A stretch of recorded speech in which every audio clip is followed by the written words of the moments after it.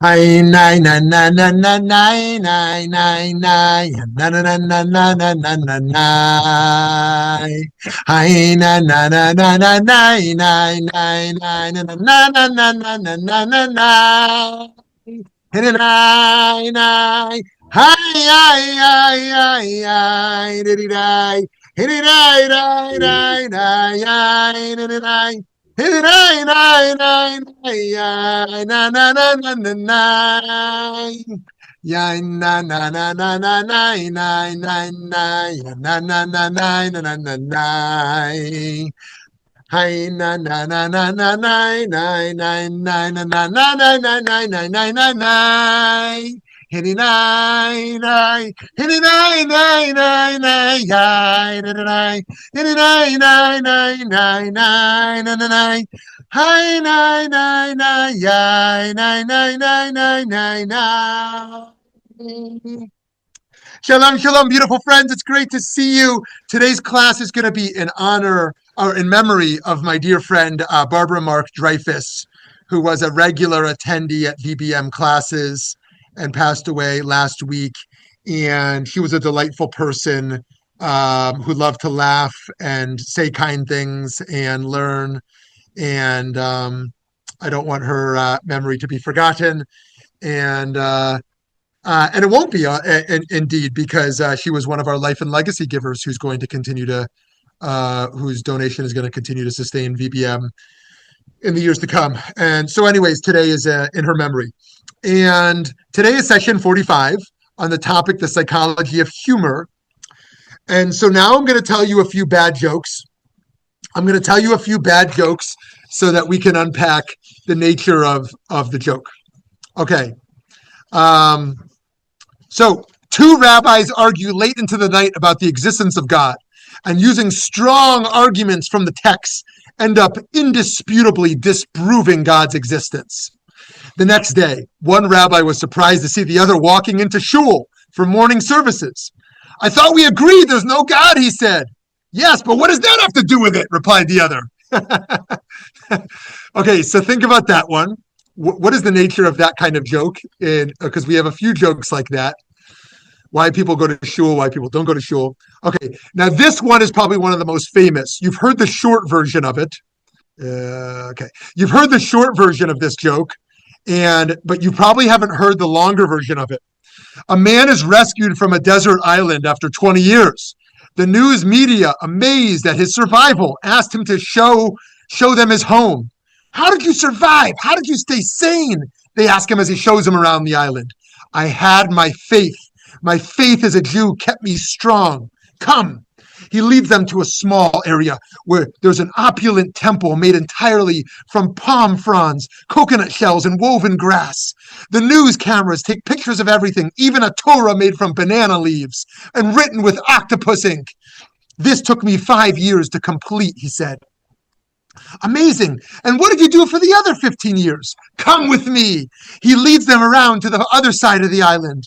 There in a shady grove is an even more beautiful temple.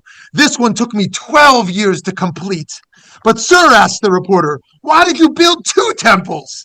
This is the temple I attend. That other place? Ha! I would never set foot in that temple if you paid me. Right? So you've heard the very short version of that joke. That's the longer version of it. And try to think about that. Like what's the nature of this joke and why Jews laugh at this joke? The notion of Jews being alienated from certain Jewish institutions and yet still builders of them in a sense. Okay, here comes bad Jewish joke number 3. 2 rabbis were discussing their problems with squirrels in their synagogue attic. One rabbi said, we simply called an exterminator and we never saw the squirrels again. The other rabbi said, we just gave him a bar mitzvah and we never saw the squirrels again, right? Okay, so what's the nature of this joke? This idea of, we laugh at the idea of Jewish assimilation, of Jews leaving. Okay, here comes bad Jewish joke number 4 out of maybe 7. Rabbi Altman and his secretary were sitting in a coffee house in Berlin in 1935. Herr Altman, said his secretary, I notice you're reading Der Stürmer. I can't understand why. A Nazi libel sheet? Are you some kind of masochist or, God forbid, a self-hating Jew? What are you reading this stuff for? On the contrary, Frau Epstein, when I used to read the Jewish papers, all I learned about were pogroms, riots in Palestine, assimilation in America. But now that I read Der Stürmer, I see so much more, that the Jews control the banks, we dominate the arts, and we're on the verge of taking over the entire world. It makes me feel a whole lot better about the Jews. So here we have not a Jewish joke about alienation, not a Jewish joke about assimilation, but a Jewish joke about anti-Semitism. Okay, here comes one about Talmudic law. You have to know something about halakha and Jewish law to find this funny. As someone who spent years studying that stuff, I find this hilarious. But again, it's a really bad Jewish joke, even if it's hilarious. Question, is one permitted to ride in an airplane on Shabbat? Answer, yes, as long as your seatbelt remains fastened. Because in this case, it's considered that you're not riding the plane, you're wearing the plane.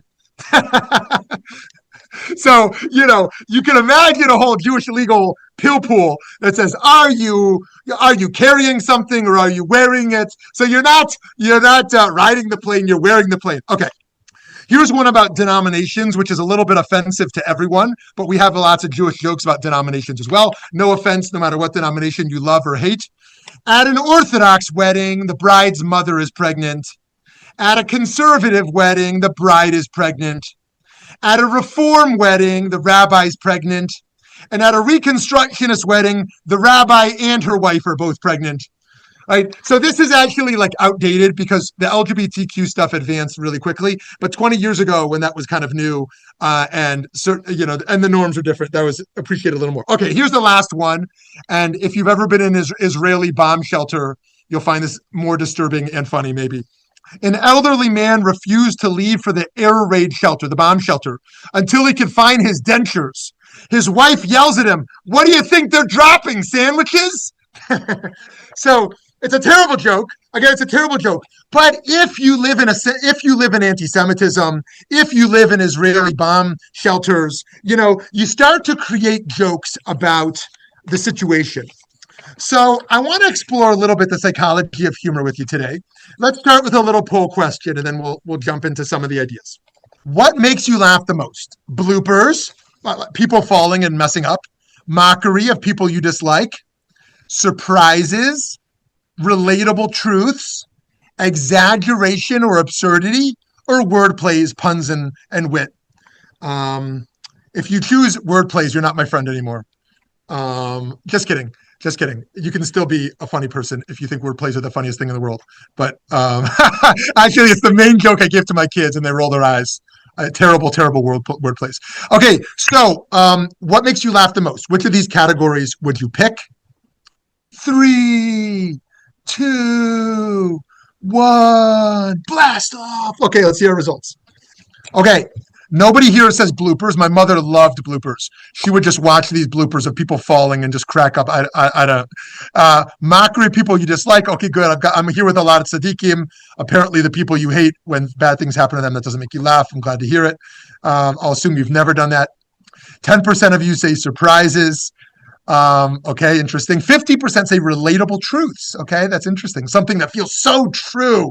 Like, a stand-up comedian who speaks to a moment that you've experienced 20 times and the absurdity of that moment. 30% say exaggeration or absurdity. And 10% say word plays. Okay, confess yourself now so I can kick you out of the Zoom room. Just kidding. Okay, here we go. So on the one hand, we have a heavy mission that we must take seriously in the world. We have to repair the world. We can't mess around. We can't mess around. On the other hand, life is to be enjoyed and to be enjoyable. And laughing is not only a means to that end, but also healthy and normal. Does our tradition prioritize humor or seriousness? What do you think? Are Jews serious? Oh, go to shul, fast. Oh, or are we jokesters? Jerry Seinfeld, a billion others. In the Talmud, the rabbis taught that humor is valuable in Torah study, as it warms people's hearts and brings joy into the learning. For example, before starting to lecture or teach, Rabbah, the Talmudic sage, would tell a joke. The rabbis would laugh, Then he would sit down and in a state of awe would begin the day's lessons. It says that in the Talmud, that's what the rabbi would do in the Talmud 2,000 years ago. Religious education and humor go together nicely. This is because humor, among many other benefits, can connect us, can make learning fun, and help sustain the learner's interest, can foster humility, and can help cultivate moral imagination. One Talmudic passage even teaches that making others laugh gives one an automatic ticket to heaven. Okay, so maybe you're the Jew who eats bacon on Yom Kippur. Maybe you're the Jew who, okay, I don't want to give any more examples. I don't want to offend. Okay, but you might have said, I'm not going to the next world. I eat too much bacon on Yom Kippur. I have bacon for breakfast, bacon for lunch, right? Okay, good news if you're a jokester. Here's what it says in the Talmud. These two are destined for the world to come. Rabbi Broka went up to them and said, what do you do? What do you mean? Like, you're automatically in the world to come. Like, what's your job? Are you like a doctor or something? Are you a psychologist? Like, are you a social worker? Right? They said to him, we're comedians. We go to cheer up people who are depressed. Additionally, whenever we see two people involved in a quarrel, we strive hard to make peace between them. Okay. So they're peacemakers. They're jokesters. Bringing smiles and laughs to people gets you a free ticket to the world to come. Okay, you should still come volunteer at a Shalom Pantry because that's also a ticket to the world to come. I think that's my new fundraising pitch. Donate to the Shalom Pantry. It's your ticket to the world to come. One psychologist writes about how humor can help in exactly this way. Humor doesn't typically come to mind in the same breath as depression, but humor can be an important ally in getting beyond the rigidity of thinking that accompanies depression and keeps people locked into a depressed state of mind, right? So there's lots of levels of depression, but one level can be in the realm of cognition, and that's breaking those thought patterns into the humorous thought patterns can be one of the pathways out. Humor also presents a challenge to the educator as it can serve as a distraction and lead to frivolity. The rabbis were sensitive to this also. While, of course, striking the right balance is necessary and a challenge, one episode in the Talmud shares how one rabbi tried to conquer his delight in humor. It says, on the day that Rabbi laughed, punishment would come upon the world. So he said to Bar Kapara, who was a humorist, do not make me laugh, and I will give you 40 measures of wheat. He replied, but let the master see that I may take whatever measure I desire. So he took a large basket, pitched it over, and placed it on his head, went to Rabbi and said to him, fill me the 40 measures of wheat, which I may demand from you. Thereupon Rabbi burst into laughter and said to him, did I not warn you to not jest? He replied, I wish but to take the wheat, which I may justly demand. Okay, so the rabbi's humor, which makes no sense to us at all, was hilarious to them. In fact, there's a lot of cases that they think are hilarious that we wouldn't understand. They talk about embryos competing because it says your besheret, the person you're going to marry, was destined in utero. Right, and the embryos are fighting from womb to womb. They're competing, right? Get out of my womb, they might say. Right, they're competing with each other. Ken, I appreciate your head nods over there. They're competing with each other for their besheret. Societies from pagan times to the present have designated certain occasions or days when the usual societal discipline was relaxed or completely done away with. Think of ancient spring festivals and present-day Mardi Gras in New Orleans and Carnival in Europe. Oh my gosh, I was once lost in Carnival in Venice. That's a story for another time. Okay, for us, Purim is a time when we may drink wine, and the usual discipline is usually thrown off. The custom of the Purim spiel, the whimsical play put on by students and community members, is the most prominent example of this practice, where people will dress differently. Actually, it's one of the earliest Jewish legal acceptances of cross-dressing. It has to do with Purim and dressing in different genders. The history of the Purim spiel merits examination. In the 15th century, Ashkenazi families created humorous plays based on parody rhymes of the Book of Esther. Eventually, these grew into public performances, often of a bawdy nature. By the following century, it was customary for Purim spiels to be staged performances in the home, and wealthy families brought in performing companies to stage elaborate productions. By the 18th century, the spiel branched out to include other biblical episodes and grew to include musical instruments and longer narratives. At times, the content was deemed offensive to the extent that, for example, the leaders of the Jewish community in Hamburg banned all Purim spiels in 1728. Today, the Purim spiel varies from community to community. It tends to be lighthearted, festive, and replete with silly costumes and play acting. Fortunately, the humor that is on display in Purim spiels and other religious contexts is not only therapeutic, but it can help to learn as well. In many yeshivot and midrashot, the Purim spiel includes satirizing faculty members, which when done in good taste can serve as a catalyst for students and faculty developing a stronger relationship. On the other hand, Rabbi Avadia Yosef expresses his concerns on the subject in a responsum. I've seen in writing that the Gaon, Rabbi Shimon Sofer, died from the anguish he suffered in the wake of the insults hurled at him on Purim. May the good Lord atone for this. God forbid, then, that this custom should continue, and especially not in the holy yeshivot, which must serve as an example of love, honor, and awe of Torah. It's a mitzvah to forcefully object and absolutely abolish this evil custom.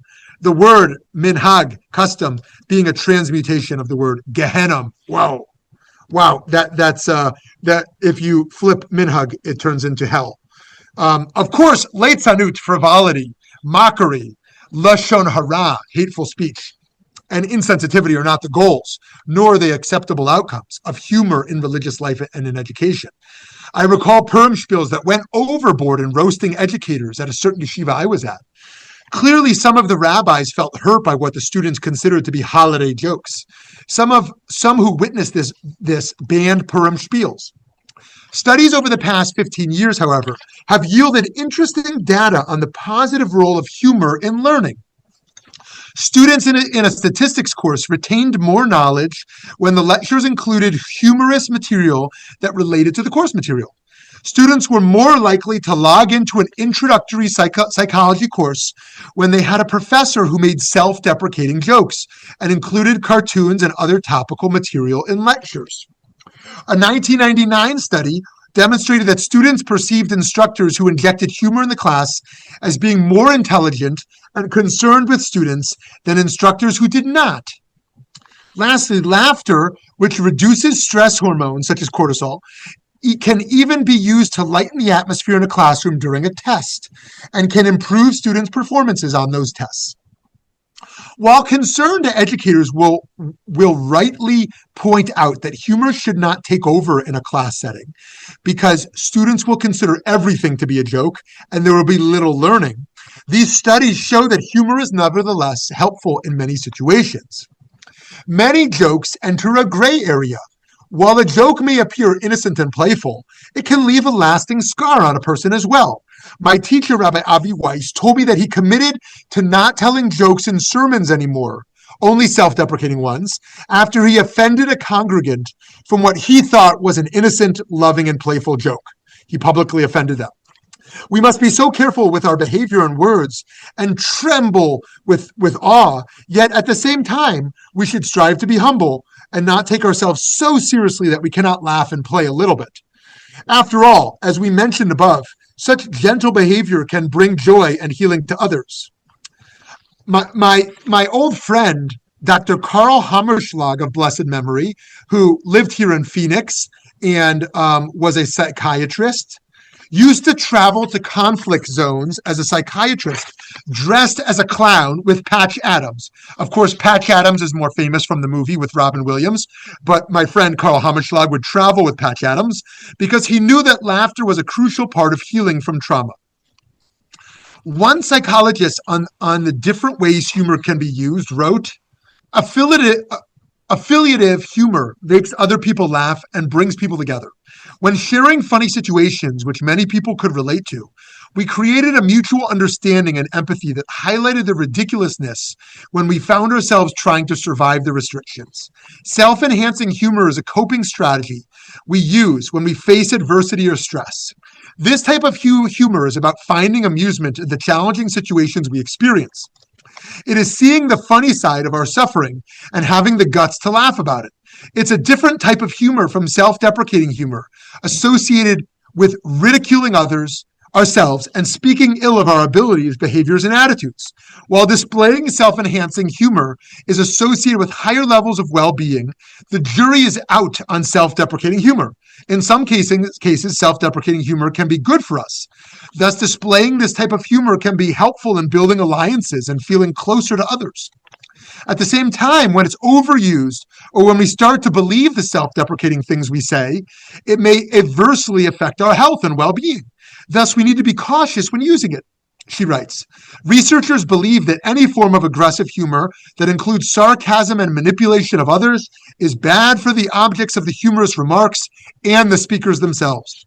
It's associated with a range of adverse outcomes in relation to health and well-being and should be avoided. Apart from these four types of humor, many studies encourage reflecting on humor to boost our well-being. It's a mixture of using humor as a coping strategy and becoming aware of the humorous situations that will prompt us to experience more humor in life. Jerry Seinfeld, which, by the way, if you live in Arizona, he's going to be speaking in Tucson shortly, I believe, often offered such a uniquely Jewish form of humor in the show Seinfeld. They would analyze the micro dimensions of social phenomena in a Talmudic fashion to what may be obvious to learned Jews was hilarious to a general American popular cultural audience. Many other Jewish comedians tapped into unique Jewish wisdom to help build the scene of American comedy. Some humor is based off Jewish anxiety, the shpilkes, right? Yeah. Here's an example of another Jewish joke about our anxiety. There's a meteorite coming to destroy the whole world. The Yiddish newspaper rushes to put out a headline. The headline says, "World destroyed by meteorite. Jews hit the hardest." Psychologists caution us from falling into mindsets where we struggle to laugh. One psychologist explains 3 possible ways this might happen. Do you avoid feeling or showing humor because you want to feel superior? Some people believe that soberness makes them more substantive, a person of gravitas. By the way, I'm thinking about a certain person in the White House, nobody named in particular, who is not known for laughing. What is that statement about not laughing? Do you want to punish the person? Not smiling at a person's attempt at humor is a passive-aggressive way to diminish them. Might awareness of that motivation be a baby step towards stopping it? Do you have a hard time knowing when someone is exaggerating or being sarcastic to be funny? That can occur because some families of origin rarely exaggerate or use sarcasm for humor. Okay, friends, to conclude, Rav Avraham Yitzchak Cohen Cook taught that joy does not involve evading evil and the challenges of life, for this would not be true joy. It would simply be masking the reality of the world in which we're living. Rather, there must be a constant desire to integrate life and join with a greater spiritual force, and this can arouse true joy. In this vein, humor can be used to bring in new life perspectives and elevate one emotionally, in turn, creating the potential for new spiritual heights. Does God have a sense of humor? If so, perhaps this too is a religious pursuit for us and a divine character trait to emulate. May we succeed in infusing humor and joy into our lives, and may it be the type of joy that elevates us and those around us to a higher purpose.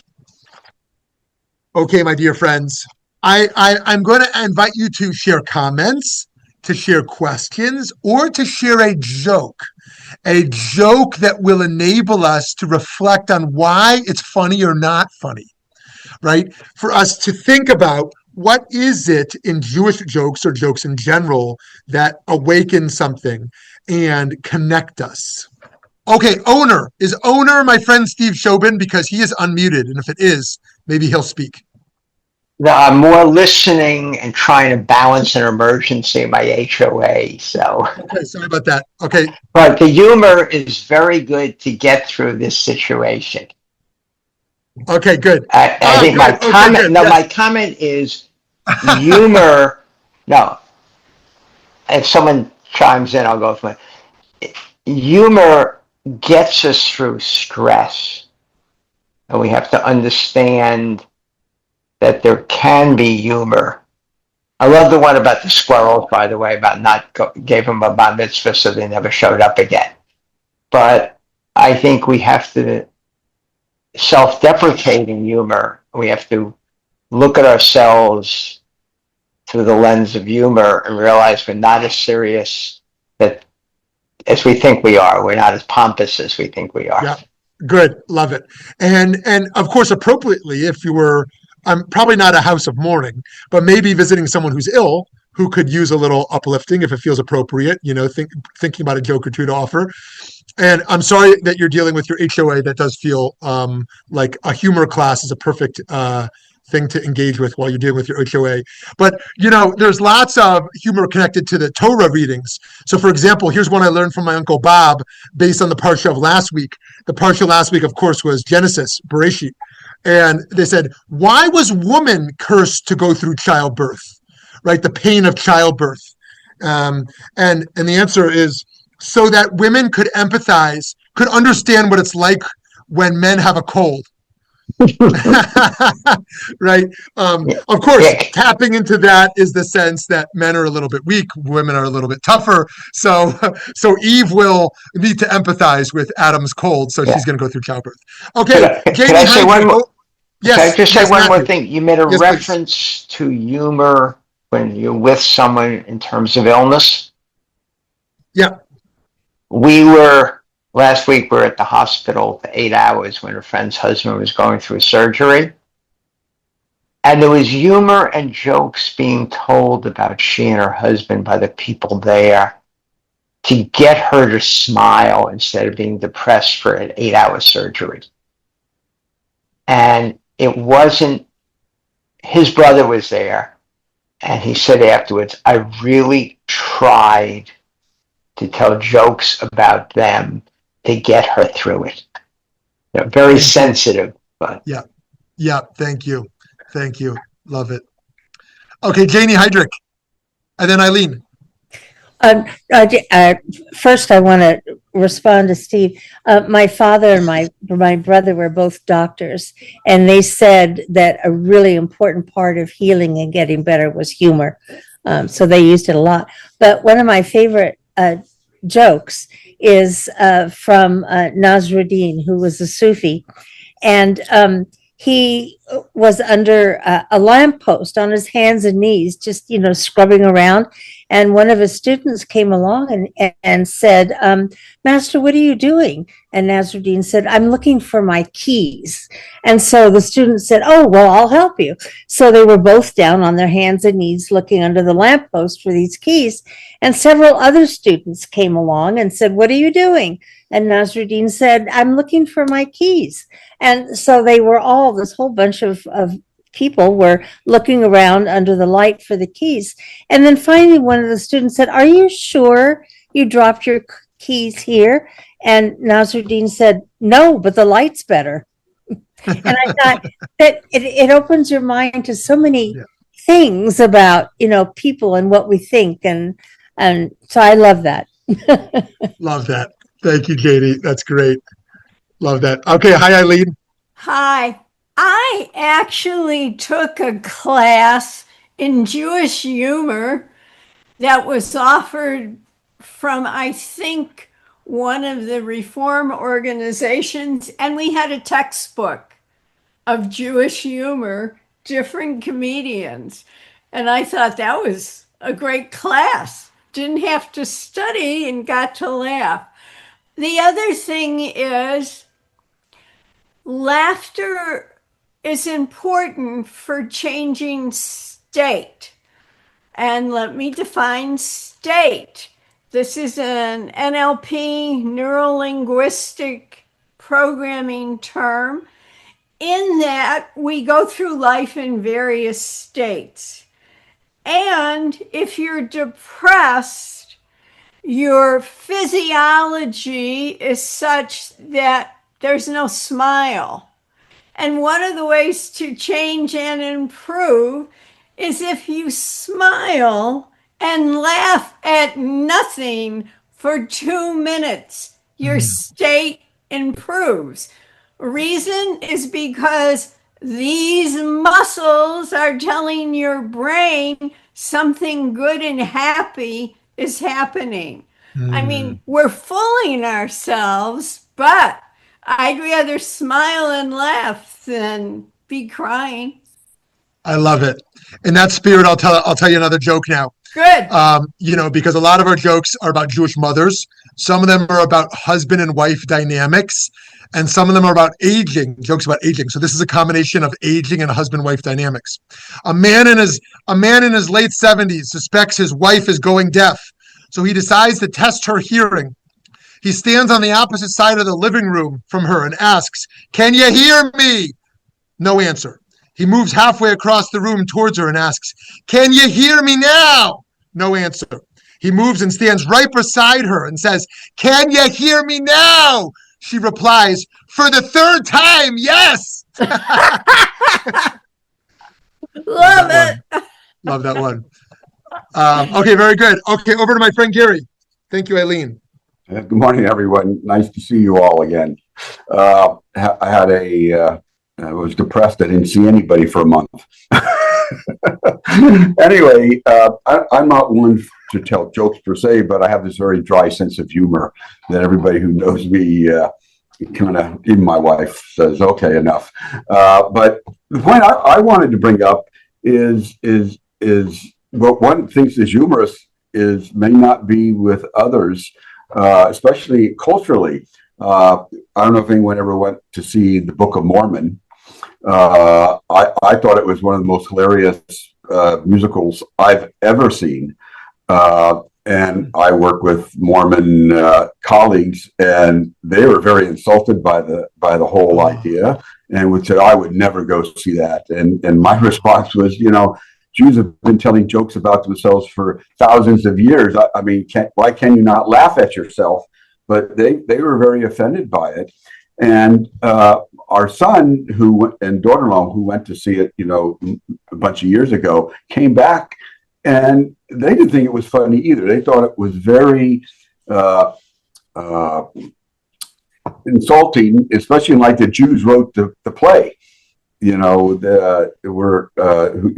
wrote the musical. So I'm just curious how you think about that. Can society not laugh at themselves? I mean, Jews have always been laughing at ourselves, but and not just now with all the political stuff, but some people in some cultures just don't seem to be able to laugh at themselves. Yeah. That was Jews are such a funny people. And one of the things that we're funny about is, if there was a queer studies department at a university, who would you expect to be the chair of the department? A queer person, right? And if there was an African American studies, right, who would you expect to be the chair of the department? I'd be like, what, like a white guy? That'd be strange, right? And so forth. But if there's a Jewish studies department, who do you expect to be the chair, right? And more you have Jewish studies professors and chairs of departments that are not Jews, and so and even Jewish professors that think that's acceptable. So it's an interesting thing because also with other groups should tell jokes about themselves. The idea of another group telling a joke about them might feel like it's offensive, right? But now this whole thing of like jokes about Jews, who gets to tell them? Just Jews? Anybody? Right? And like there's this one comedian I was listening to recently, and his wife is Jewish, so he gets a pass because he's like, let me make some jokes about the Jews. It's okay, like I'm married to a Jew, But if you don't have any Jews in your life and you start telling Jewish jokes, what does it mean? So it's an interesting thing about what it means to be inside and outside a culture, and what it means to make jokes about a certain culture or phenomenon. So so I appreciate that, Gary. Okay, hi Mara. I have to comment on the Book of Mormon and, Matt Stone and Trey Parker in general. I am of the generation, right? Like I was in high school when South Park started, being on television. And I don't know if it's something about being Gen X. I mean, a lot of us are highly inappropriate, right? Like the jokes that we told, like you cannot even say those words, and that's fine. Like I'm on board, right? Like, however, I struggled to answer your poll because the answer I was looking for wasn't there, and it's like I hope you still like me, Rabbi. My sense of humor is incredibly inappropriate and cutting, and a lot of people would find it offensive. And I I know like my you. audience, right? Like I like I you. don't say things, but like my son is now to the point where he's like, "Mom, like you can't say that," and I'm like, "Noted. Don't say that around Avi." Um, but I Yeah. just think talking about those creators specifically, nobody is safe. They unilaterally take digs at every single group, every single affiliation, and I personally think the way that they do it is pretty masterful. And I mean, they say highly inappropriate things, right? And I loved the Book of Mormon. I did. And from the Jewish perspective, I thought it was brilliant. I was like, because we get all the jokes, right? Like, not everybody in the audience Right. gets all the jokes, but if you've studied the Bible quite a bit, like you get a lot of the stuff. So Yeah. I don't know. There's people out there who are completely inappropriate, and I think we can't censor everyone, but you have to know your place. Like, don't go to see the comic that you don't want to hear their jokes, right? Do your research, I guess. Right. Right. That's great. So I've never seen the play, and now I've got two recommendations for it now. And so that's great to know. And it's such an interesting question, what's appropriate and what's not. We have such different relationships to that. I will confess to you something I've never confessed publicly, but this is entirely a group of friends, although there might be some recording that goes somewhere and some hater is going to use it against me one day. And in any case, um, one of the one of the jokes I make at home that my daughter tells me is inappropriate and is I like to do accents. I like Mexican accents. I make Indian accents and Russian accents. And I'm not mocking those cultures. I like those cultures. I just like playing with my voice and doing those accents. And my daughter says, that's so inappropriate. Why are you talking like, I don't do it publicly. I do it at the dinner table. You know what I mean? So we have such different relationships generationally to what's appropriate, what's not. Gender jokes is something that's generational for sure, and a whole bunch of other types. So I appreciate what you're sharing. And Mara, I don't think you could do something to make me not like you. So I appreciate you saying that. Okay, Ken Vogel. Laughter what is funny to one person is clearly culturally defined. Matthew's talking about Book of Mormon reminded me of seeing Annie Hall, which Diane Keaton's passing this week reminded me of earlier. And I saw it when I was in Buffalo, although I grew up in the New York area. And it was a completely full theater. All the local Buffalonians were there, and I was the only one in the audience laughing.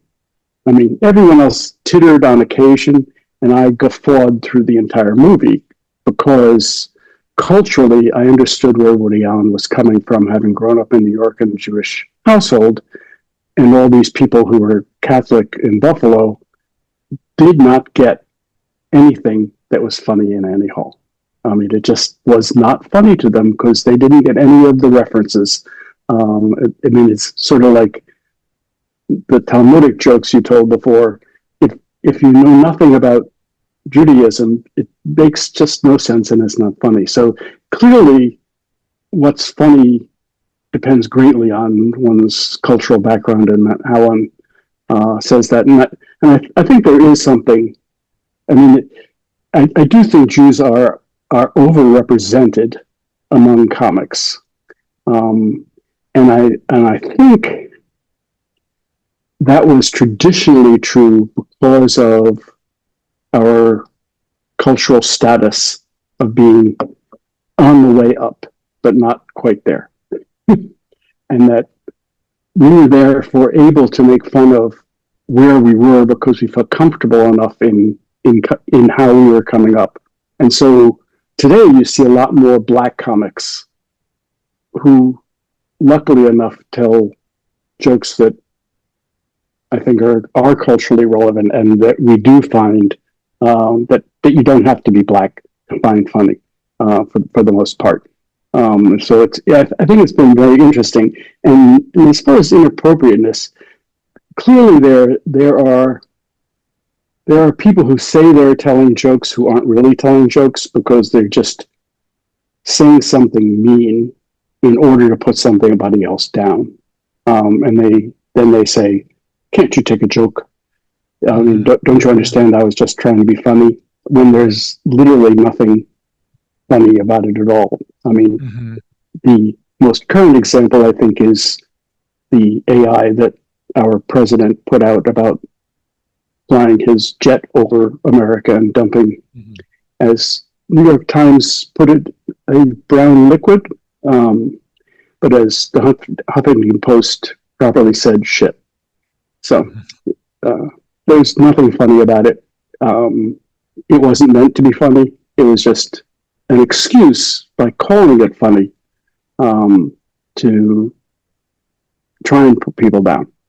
Right. If there's anything funny about it, it's just Right. how absurd we've fallen as a country. That as opposed to being a uniter of the nation, the notion of just defecating upon the masses, right? I mean, it could be an acceptable. Here and but I'm sure that his base finds it hilarious. I'm sure his base finds that pretty hilarious, and we should be sure that whatever side we're on, we don't find it hilarious when we talk about it the other way, because that creates certain cultural norms that ought to be unacceptable. So and what your point about like only Jews understanding feels really important, because there's such a depth to Jewish history.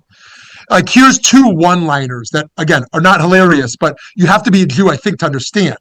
The first one says, like, some Jews will say this before they give a speech: "Before I speak, I'd like to say something." Right? So that's funny for two reasons. Because Jews play with definitions of words, and so speak is different than say something. And two, because you have to know that Jews want to talk a lot. There's a sense that Jews are going to talk. We're talkative people. So before I speak, I want to say something. Means I want to find an excuse through a wordplay to say more stuff, right? So that's funny. The other one is Jews are like everyone else, only more so, right? Which is also funny because there's a sense that we're the most extreme of anything. Like we're the paradigmatic this and the paradigmatic that. And so you have to kind of also experience it on the inside. So, but I appreciate your point around the coming up and that sense of the history of what's happened in America over the last 50 years. Yeah, and why Black men are the most common comedians today is an interesting question, which I'm curious to hear other people's perspective on too. There's very few. Nate Bargatze has become very popular for clean comedy. Someone like Sebastian is known for his Italian style, but Black men in particular are certainly, I push back if you disagree with me and Ken, but I think the number one type of comedian that seems to be enjoyed. And something about not just the content, but the style and delivery of a Black man feels appealing in this moment in America. So anyways, we got a little time left if anyone else wants to jump in. Hey, I'll think of a joke while we're waiting. I might as well, right? Well, I have a joke. Great. It's a little off. Let's hear an off joke. It's a doctor joke. We like doctor jokes.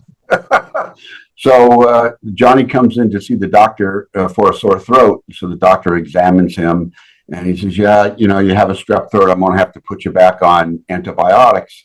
And so I'm going to go out and get the medicine to give you a shot." And Johnny says, "No, can't you just give me pills like you always do?" And the doctor says, "Every time I give you pills, you never finish the prescription, and you're right back in here with a sore throat. So I'm just going to be it's just going to be a shot. It's just going to be a little prick." And all of a sudden, Johnny's eyes gets big and huge. He says, "Just a little prick? That's what my sister's boyfriend said, and now she's pregnant." Told you it was a little off color. Okay, if we're talking about doctors, doctor, I think I need glasses, doctor. You certainly do, sir. You're in a fish and chip shop. So, okay, I'm Okay. sure we got lots of doctor jokes. I appreciate that. I want to make a demonstration of a joke that I think needs cultural context and won't be Okay, funny great. to most of you, because it's a lawyer joke, and this is like one of the best. So this lawyer dies and goes to heaven, and he gets up there and he's shown around, and everything's going around, and there's this guy who's in these black robes, and he pushes everybody aside and he runs to the front of the line where everybody's about to get fed, and he goes in front and he grabs the food first and he runs away, and the lawyer says to the guide, says, "Who was that guy? Why does he think he can just push his way to the front?" And the guide says, "Oh, don't worry, that's God. He thinks he's a federal judge." Thank you. Thank you. Anyone else got one? Yes, Eileen. I know one joke only. Mr. Robin came back from a business trip and he looked in the nest and he saw a speckled egg. And he asked his wife, "What's up?" And she replied, "I did it for a lark." Thank you. So here's a Jewish mother one. A mother brings her son two new ties to wear. A mother brings her son two new ties as a birthday gift for her adult son. Later in the evening, the two meet for dinner, and the son's wearing one of the ties. His mother looks at him and says, "You didn't like the other tie?" Okay, friends. So let's keep telling jokes. Let's keep laughing, and let's keep understanding the nuances of Jewish history with humor, and why humor is important for our health, and psychologically what certain jokes tell us about ourselves and about where we came from and where we're headed. Have a great day.